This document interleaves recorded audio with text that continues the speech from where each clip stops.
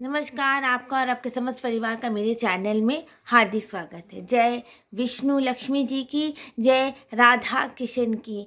चैत्र मास की कृष्ण पक्ष की एकादशी पाप मोचनी एकादशी। इस एकादशी की पूजा करने से आपके समस्त पाप धुल जाते हैं।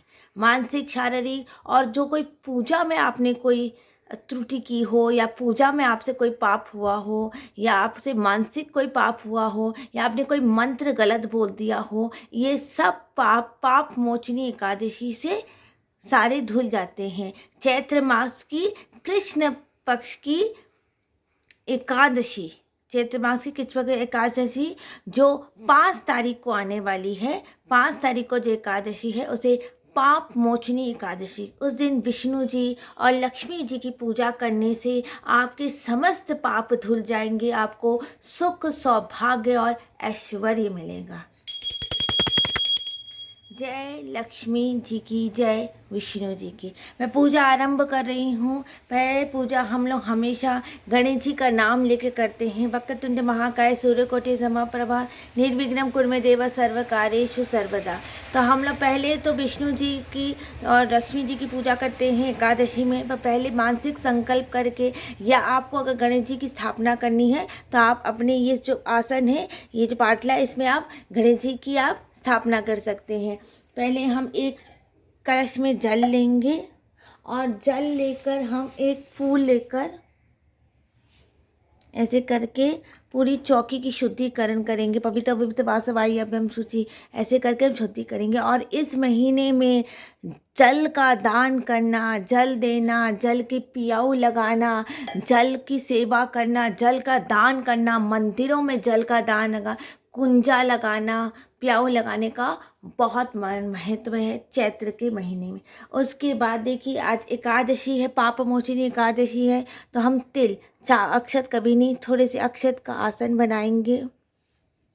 देखिए, पाप मोचनी एकादशी जो होती है वो सिर्फ आपसे जो पाप, जो आपके मानसिक पाप होते हैं वो भी आपके धुल जाते हैं।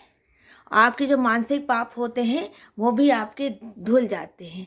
और फिर उसके बाद हम गणेश जी की स्थापना करेंगे। यहाँ पे गणेश जी की यहाँ पे स्थापना करेंगे, गणेश जी को यहाँ बिठाएंगे। आप अपने मंदिर में भी एकादशी की पूजा कर सकते हैं।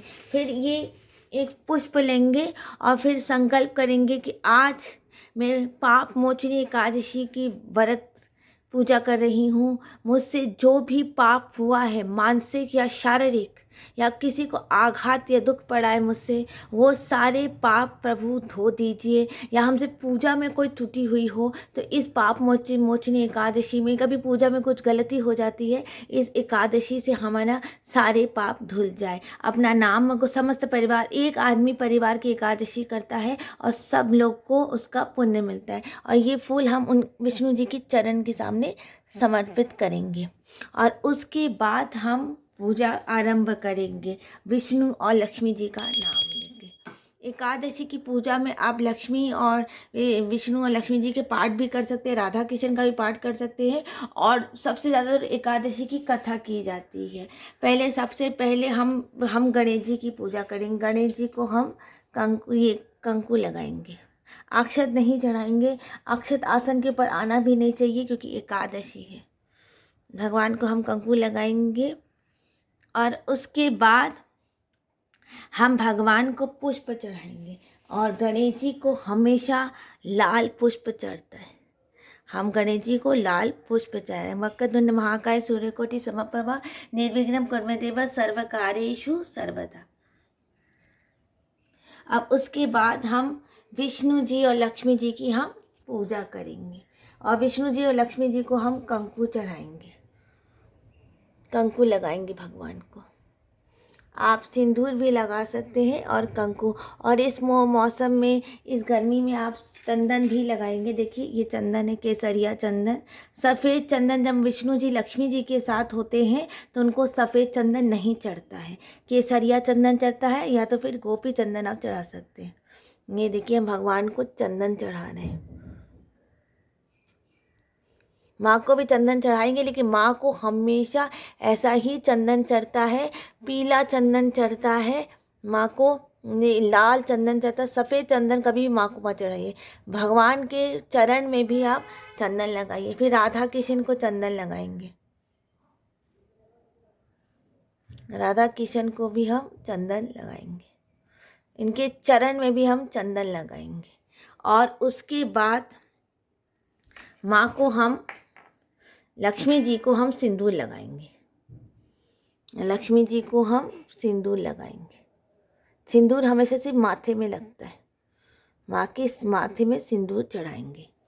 उसके बाद हम माँ को उपवस्त्र चढ़ाएंगे। उपवस्त्र आपकी बहन किसे कहते हैं, जैसी आपकी सामर्थ्य है आप वैसा उपवस्त्र चढ़ा सकते हैं। भारी से भारी वस्त्र चढ़ा सकते हैं, और कुछ भी अपना जैसे सामर्थ्य आप ऐसे उपवस्त्र आप चढ़ा सकते हैं। और इस दिन में जैसे 6 तारीख को जब द्वादशी का आप जब दान करेंगे, द्वादशी का दान में इस बार एकादशी में सबसे अच्छा होगा कि आप जल और या शरबत का दान करें।